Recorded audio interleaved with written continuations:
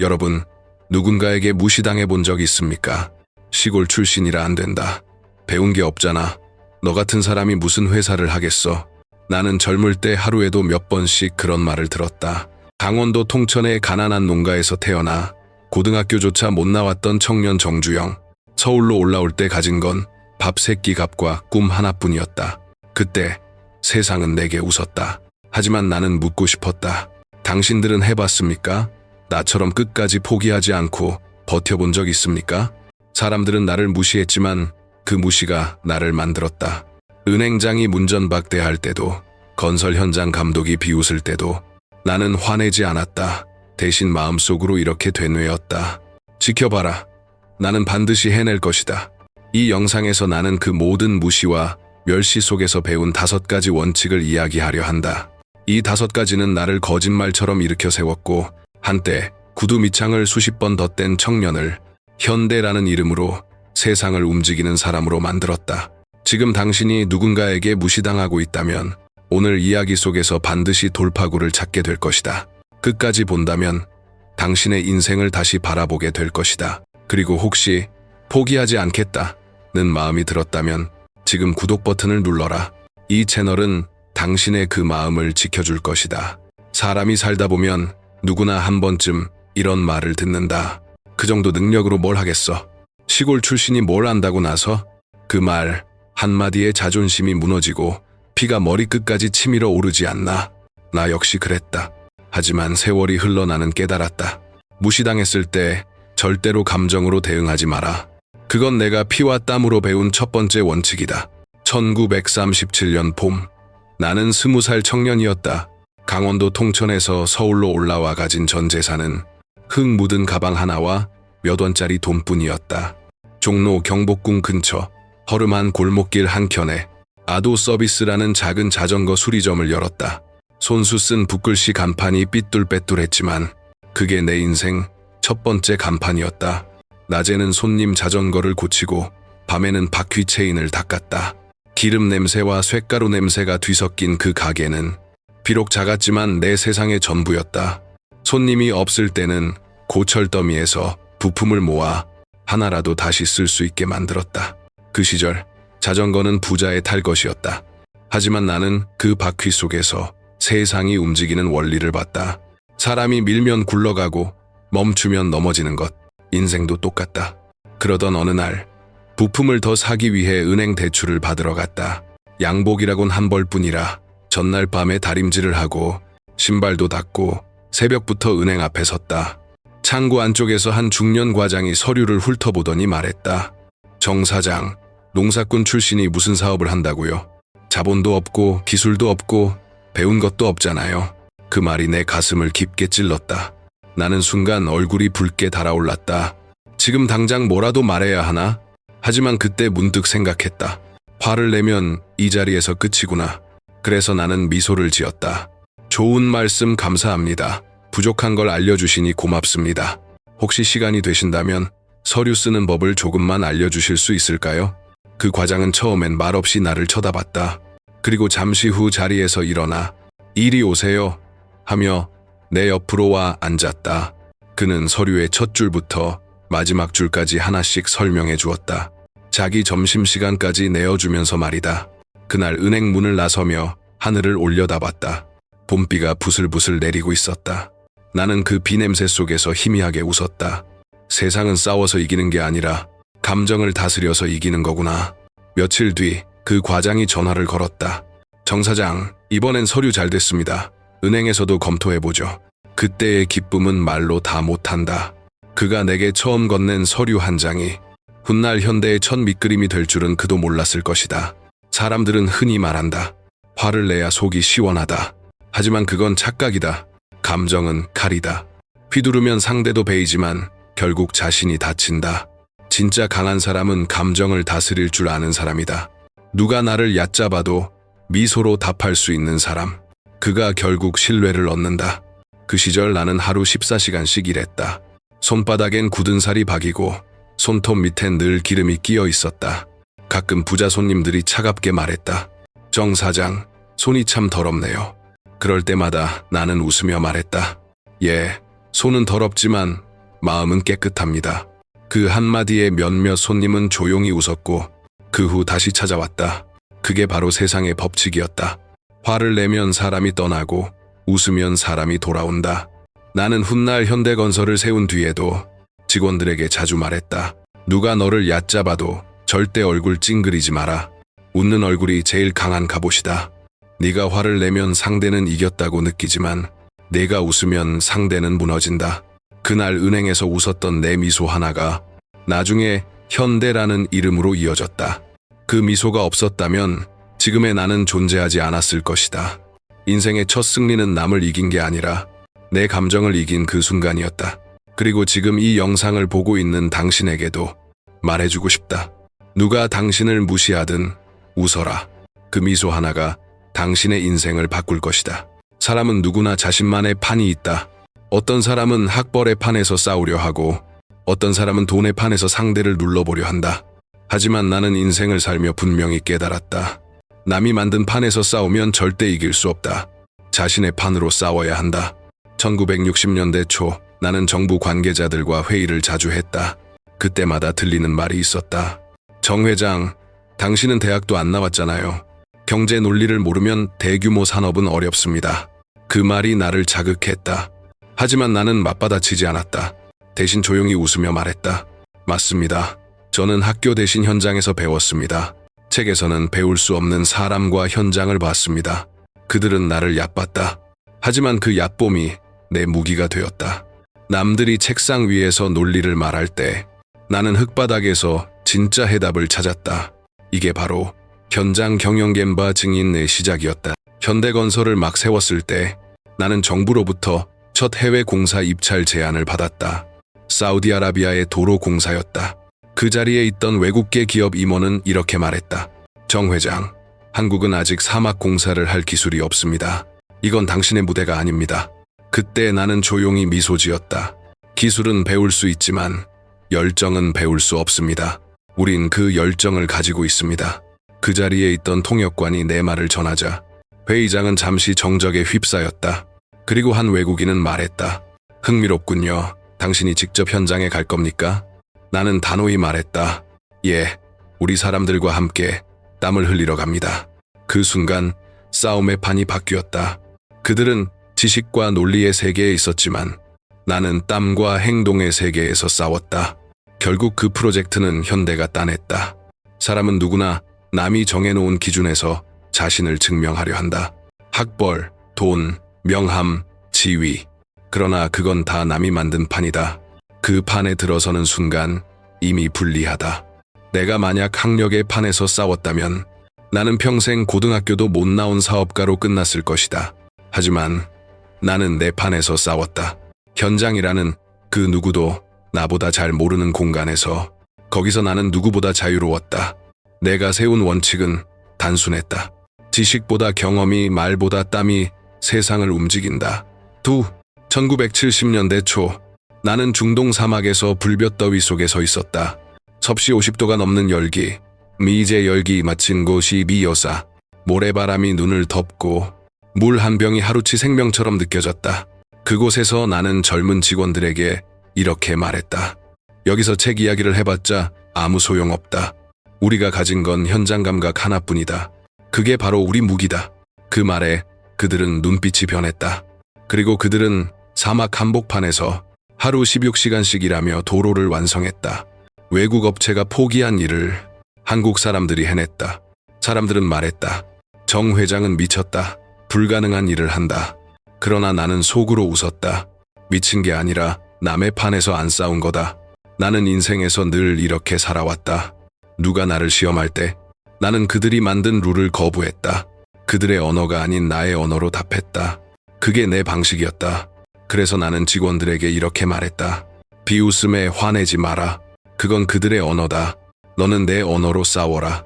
결국 세상은 이렇게 움직인다. 남이 만든 판에 들어가면 지지만 네가 만든 판에서 싸우면 결국 세상이 따라온다.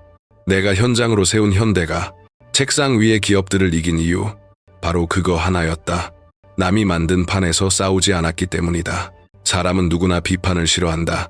누군가 내 부족함을 찔러 말하면 마음속 깊은 곳이 뜨겁게 타오르지 않나. 하지만 나는 인생을 살며 분명히 배웠다. 비판은 나를 상처 주는 게 아니라 나를 자라게 하는 씨앗이었다. 그래서 세 번째 원칙은 이것이다. 비판을 성장의 씨앗으로 삼아라. 1970년대 초 나는 세상이 다 비웃는 꿈을 꾸었다. 울산에 조선소를 짓겠다. 그때 한국은 철강도 부족하고 설계 기술도 없었다. 사람들은 혀를 찼다. 정 회장, 조선은 일본도 수십 년 걸렸습니다. 현대가 배를 만들겠다고요? 웃기지 마시오. 심지어 정부의 몇몇 인사도 내게 말했다.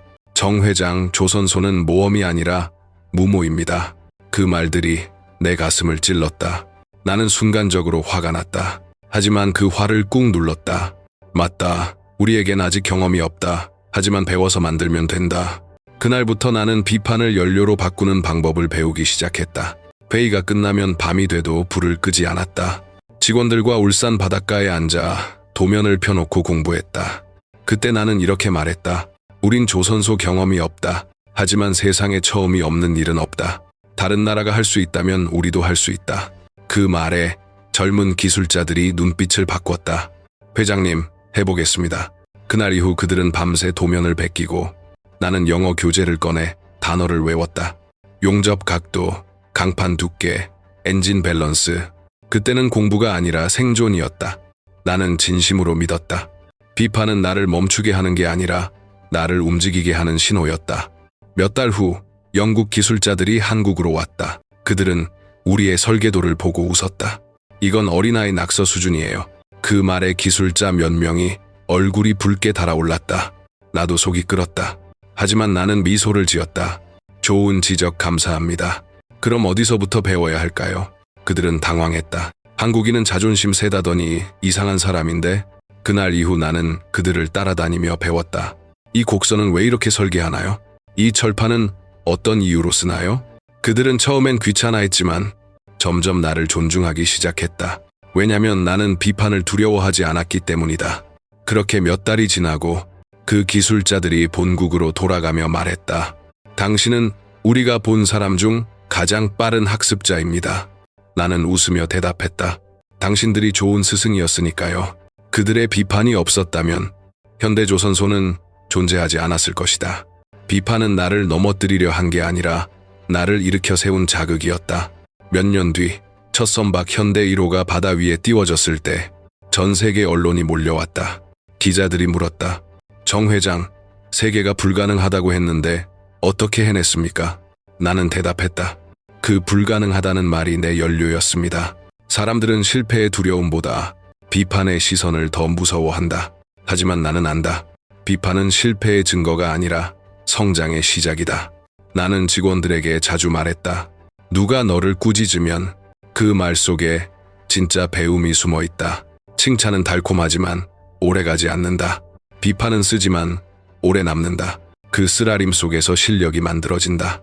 나는 젊은 시절부터 늘 내 주머니에 수첩을 들고 다녔다. 누군가 내 부족함을 지적하면 바로 적었다. 오늘 이 지적 숫자 계산 미흡, 다시 점검. 그 메모들이 쌓여 현대의 기초가 됐다. 비판을 흘려듣지 않고 기록하면 그건 나를 성장시키는 가장 값진 교재가 된다. 한 번은 젊은 직원이 내게 물었다.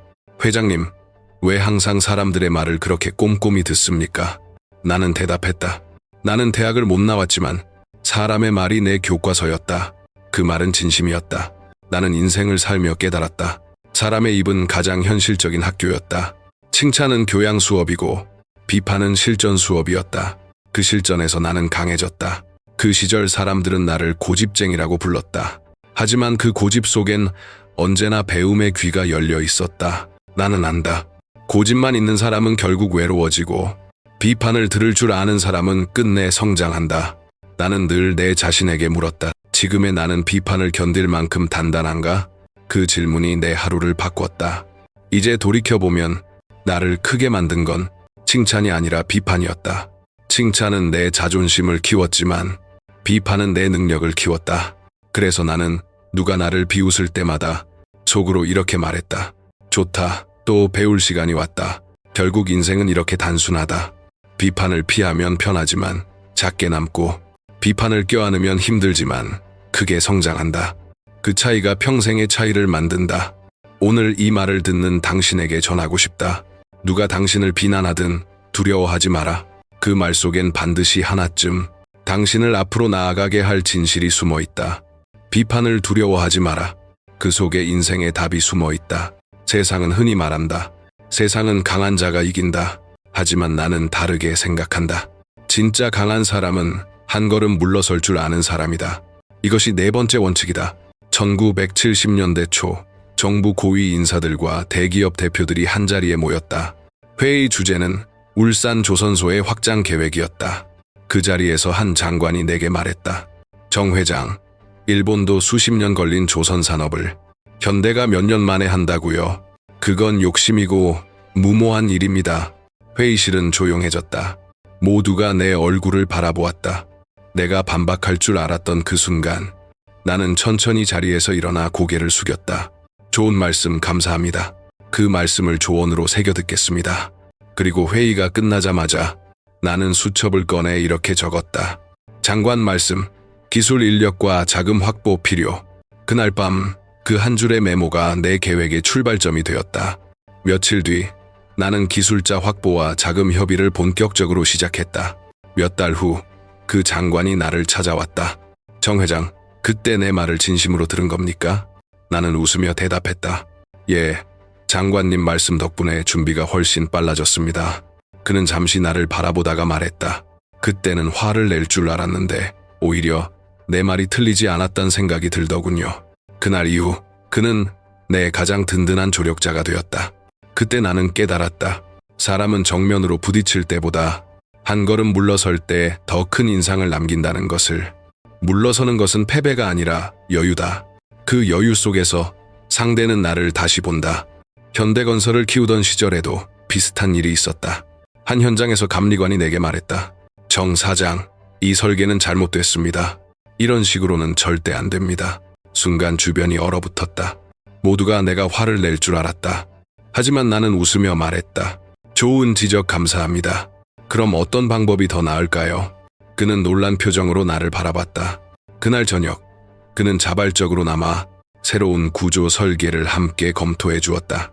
결국 그 현장은 예정보다 한 달 일찍 완공됐다. 그때 나는 확신했다. 한 걸음 물러서면 오히려 상대가 나를 밀어준다.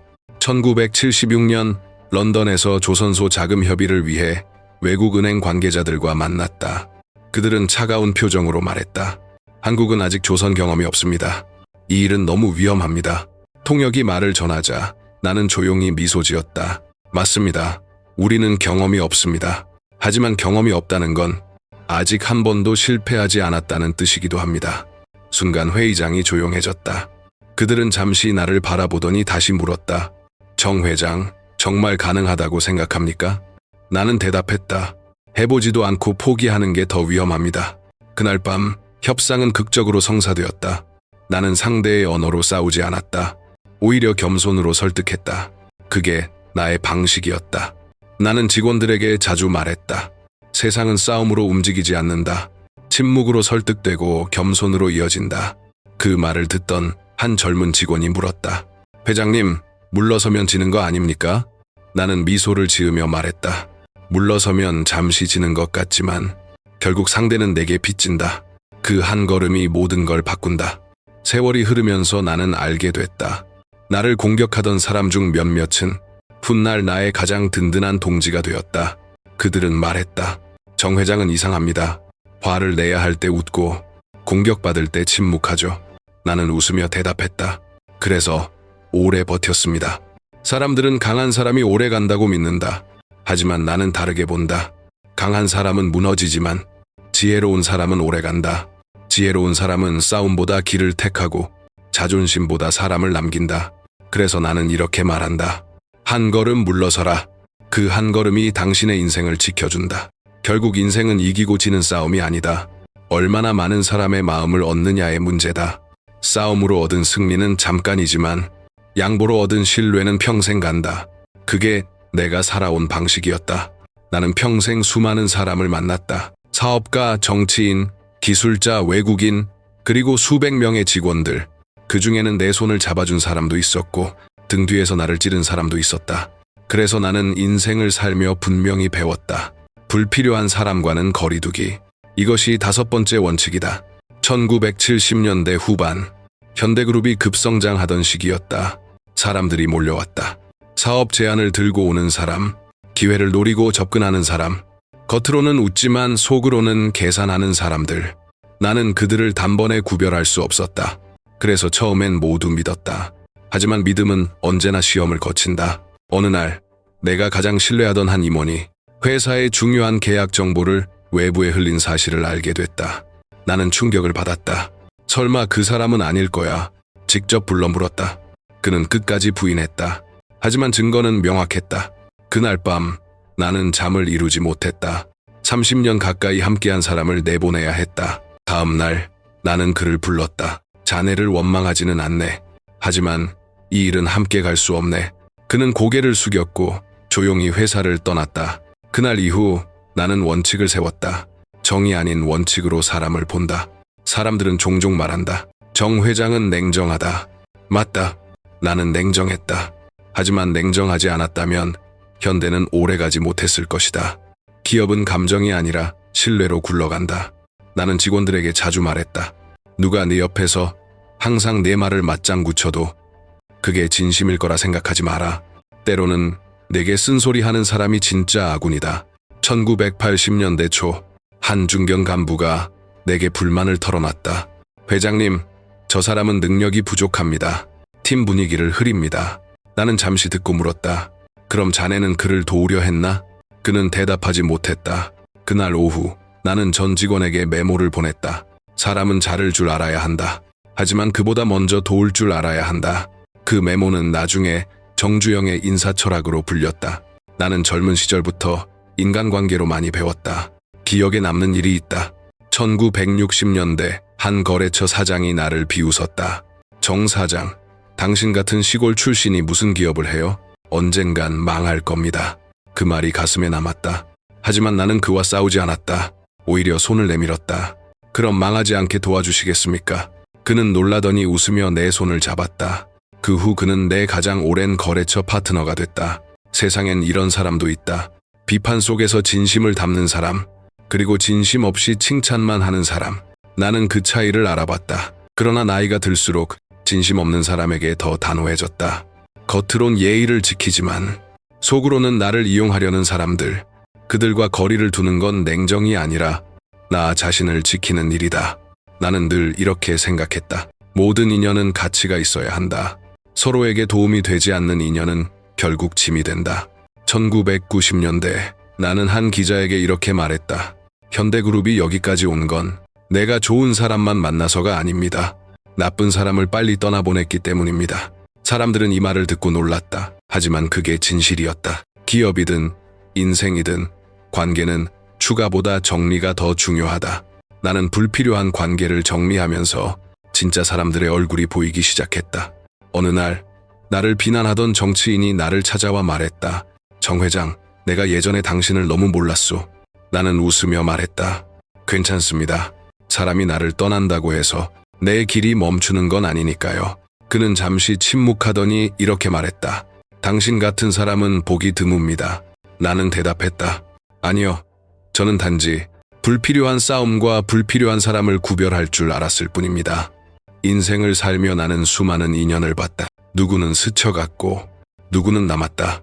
그 차이를 만든 건 거리감이었다. 너무 가까워도 망가지고 너무 멀어도 끊어진다. 적당한 거리에서 존중하는 관계, 그게 오래간다. 나는 오늘 이 말을 듣는 당신에게 말하고 싶다. 모든 사람을 붙잡지 마라. 누구는 내게 교훈을 주고 떠나야 하는 사람이고 누구는 평생 함께 갈 사람이다. 그걸 구별하지 못하면 너는 결국 자신까지 잃게 된다. 인생의 무게는 얼마나 많은 사람을 만났느냐가 아니라 얼마나 올바른 사람을 곁에 두었느냐로 결정된다. 그리고 무엇보다 중요한 건 이것이다. 좋은 인연을 지키되 나쁜 인연은 늦기 전에 놓아라. 그게 내가 배운 마지막 원칙이다. 사람은 누구나 힘들 때가 있다. 하지만 그때 포기하느냐, 끝까지 버티느냐가 인생을 갈라놓는다. 나는 수많은 위기 속에서 배웠다. 어려움 속에서도 끝까지 해내라. 이것이 6번째 원칙이다. 1970년대 중반, 현대조선소의 첫 선박을 만들던 시절이었다. 모든 것이 처음이었다. 자금은 모자라고 기술은 부족했고 심지어 바닷가 땅조차 단단하지 않았다. 공사가 한창일 때였다. 폭우가 내려 터널이 무너지고 기계가 멈췄다. 사람들은 말했다. 이건 안 됩니다, 회장님. 이번에는 접으시죠. 나는 그 말을 들으며 속으로 생각했다. 그래, 다들 저럴 만하다. 하지만 이때 포기하면 현대라는 이름은 여기서 끝난다. 그날 밤 나는 현장으로 내려갔다. 비가 퍼붓는 바다 앞에서 직원들과 함께 진흙탕에 발을 담갔다. 그리고 말했다. 이 정도 비에 무너질 꿈이라면 처음부터 시작하지 말았어야지. 사람들은 말없이 고개를 들었다. 그날 밤 아무도 퇴근하지 않았다. 우리는 비를 맞으며 새벽까지 펌프를 돌렸다. 그게 현대의 시작이었다. 며칠 뒤 기자가 물었다. 정 회장, 왜 그렇게까지 하십니까? 나는 대답했다. 이 일은 돈으로 하는 게 아닙니다. 사람의 의지로 하는 겁니다. 그 말은 나의 철학이 되었다. 현대의 모든 공사 현장마다 그 문장이 붙었다. 할 수 있다고 생각하는 사람만이 결국 해낸다. 하지만 위기는 한 번으로 끝나지 않았다. 자금난이 닥쳤을 때 은행들은 대출을 거절했다. 심지어 산업은행조차 냉정하게 말했다. 현대는 담보가 없습니다. 조선소는 위험합니다. 나는 서류를 덮고 그들에게 말했다. 좋습니다. 담보가 없으니 제 이름을 담보로 하겠습니다. 그 말에 회의실이 조용해졌다. 한 임원이 물었다. 회장님, 그게 무슨 뜻입니까? 조선소가 무너지면 내 이름도 끝입니다. 하지만 성공하면 한국이 바뀝니다. 그날 나는 서류에 직접 서명했다. 그리고 그 한 장의 서류가 현대조선소를 살렸다. 몇 달 뒤 드디어 첫 번째 선박이 바다 위에 떠올랐다. 그 순간 나는 눈을 감았다.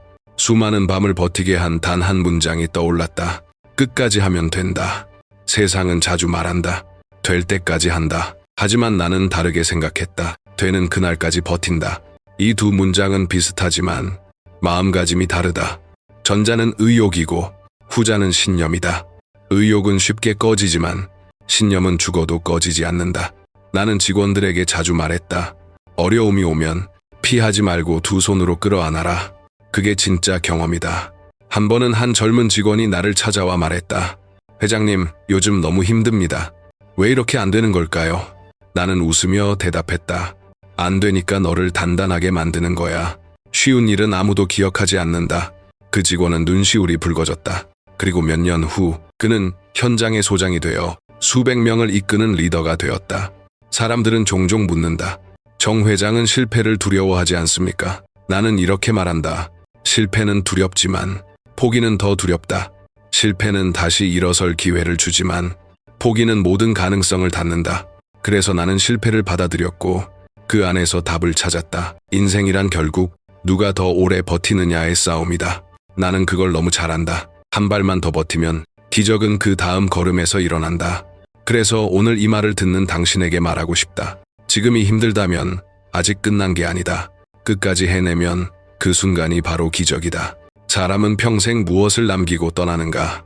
나는 돈도 명예도 건물도 많이 남겼지만 지금 돌이켜보면 그건 다 사라질 수 있는 것들이었다. 정말 남는 건 사람이다. 그래서 내 마지막 원칙은 이것이다. 성공보다 사람을 남겨라. 내가 사업을 처음 시작했을 때 돈이 없었다. 기계도 없고 기술도 없었다. 하지만 한 가지는 있었다. 사람. 그게 전부였다. 쌀가게를 하던 시절 새벽마다 함께 일하던 종업원 한 명이 있었다. 그는 나보다 3살 어렸고 밤새 무거운 포대를 지고 다니면서도 늘 웃음을 잃지 않았다. 어느 날 나는 물었다. 자네 힘들지 않나? 그는 말했다. 회장님이 먼저 나오시잖아요. 그런데 제가 힘들다고 하면 안 되죠. 그 말을 듣는 순간 나는 깨달았다. 사람이 회사를 키운다. 세월이 흘러 현대가 커졌을 때 나는 수많은 공장을 세웠고 수천 명의 직원을 두었다. 하지만 그때도 내 생각은 똑같았다. 건물보다 중요한 건 사람이다. 나는 늘 직원들에게 말했다. 기계는 돈으로 살 수 있지만 사람의 신뢰는 마음으로 사야 한다. 그래서 현장을 다닐 때면 항상 직원의 이름을 불렀다. 이 과장, 오늘 밥은 먹었나? 박 반장, 아이는 잘 크나? 그 한마디에 직원들은 힘을 냈다. 그게 나의 경영이었다. 1980년대 현대가 위기를 맞았을 때였다. 내가 제일 먼저 한 일은 돈을 찾는 게 아니라 사람을 모으는 일이었다. 우리가 다시 시작하려면 함께 할 사람이 필요하다. 그 말에 직원들이 하나둘 모였다. 밤을 새우고 식사도 거르고 다시 회사의 기둥을 세웠다. 그때 나는 확신했다. 돈이 사람을 움직이는 게 아니라 사람이 돈을 움직인다. 나는 회장이라는 자리에 있으면서도 늘 직원들과 같은 밥을 먹었다. 회식 자리에서는 늘 가장 늦게 일어났고 직원이 술잔을 들면 내가 한 잔 더 해야지 라며 받아주곤 했다. 사람은 그런 걸 기억한다. 명령보다 따뜻한 눈빛, 성과보다 함께한 시간. 그게 진짜 리더의 자산이다. 1990년대 내가 은퇴를 앞두었을 때 한 기자가 물었다. 회장님, 후회되는 게 있습니까? 나는 잠시 생각하다가 말했다. 사람을 더 믿지 못한 것. 그는 놀라며 물었다. 회장님은 사람을 너무 믿으셨던 분 아닌가요? 나는 고개를 저었다. 아니다. 나는 여전히 부족했다. 사람이 다치지 않게 지켜주는 것도 믿음이더라. 그 말은 내 삶의 마지막 교훈이었다. 나는 자주 말했다. 성공은 잠깐이고 사람은 평생이다. 조선소도, 자동차도, 건설도 결국 사람이 만든 것이다. 그래서 현대의 뿌리는 기술이 아니라 사람이다. 내가 떠난 후에도 현대가 계속 가는 이유는 그곳에 정주영의 사람들이 있기 때문이다. 1998년 소떼를 몰고 북으로 향하던 날이 생각난다. 나는 500마리의 소를 데리고 군사분계선을 넘어갔다. 사람들은 물었다. 회장님, 왜 그렇게까지 하십니까? 나는 대답했다. 소를 보내는 게 아니라 마음을 보내는 겁니다. 그건 단순한 이벤트가 아니었다. 평생 동안 나를 도왔던 사람들, 그들의 땀과 눈물에 대한 감사였다. 사람이 있었기에 현대도 나 정주영도 있었다. 이제 나는 세상을 떠났지만 아직도 많은 사람들이 말한다. 정주영은 돈이 아니라 사람을 남겼다. 그래서 나는 오늘 이 말을 남긴다. 성공은 사라져도 사람은 남는다. 그 사람의 마음속에 내 이름이 있다면 그게 진짜 성공이다. 사람들은 내게 자주 물었다. 회장님, 어떻게 그렇게 큰 일을 하셨습니까? 나는 늘 웃으며 말했다. 나는 특별한 재능이 없어. 다만 끝까지 버텼을 뿐이요. 돌이켜보면 내 인생은 화려한 순간보다 버텨야 했던 시간이 더 길었다. 그 속에서 배운 게 있다. 인생은 운이 아니라 태도다. 오늘 나는 여러분께 내 평생을 걸고 배운 7가지 원칙을 전했다. 1. 감정으로 대응하지 마라. 2. 상대의 기준에서 싸우지 마라. 3. 비판을 성장의 걸음으로 삼아라. 4. 한 걸음 물러서라. 5. 불필요한 인연은 정리하라. 6. 어려움 속에서도 끝까지 해내라. 7. 성공보다 사람을 남겨라. 이건 이론이 아니라 비바람을 맞으며 얻은 현장의 진리다. 서류 속이 아니라 흙 묻은 손끝에서 배운 교훈이었다. 나는 평생 해봤어? 이 한마디로 살았다. 누가 뭐라 해도 결국 해본 사람이 이긴다. 혹시 지금 포기하고 싶은 일이 있는가? 그렇다면 이렇게 남겨라. 끝까지 한다. 이 4글자가 당신 인생을 다시 움직이게 할 것이다. 사람들은 말한다. 정주영은 성공을 남겼다. 하지만 나는 다르게 생각한다. 나는 사람을 남겼다. 그들이 지금도 현장에 있고 그들의 땀과 신뢰가 현대를 지탱하고 있다. 그래서 나는 말한다. 돈은 사라져도 사람은 남는다. 누군가의 기억 속에 따뜻한 사람으로 남아라. 그게 인생의 최고의 성공이다. 오늘 이야기를 끝까지 들어준 당신께 진심으로 감사드린다. 이 영상이 당신의 하루에 작은 용기 하나라도 남기길 바란다. 오늘 당신 마음에 남은 한마디를 댓글로 적어주세요. 예, 해봤어? 끝까지 한다. 사람이 답이다. 성공보다 사람, 포기는 없다. 이 짧은 한 줄이 다른 사람에게 큰 힘이 될지도 모릅니다. 그리고 이 영상이 마음에 닿았다면 구독 버튼을 눌러주세요. 정주영의 정신과 한국의 도전 이야기를 앞으로도 함께 전해드리겠습니다. 인생은 해보는 자의 것이다. 정주영 1915, 2001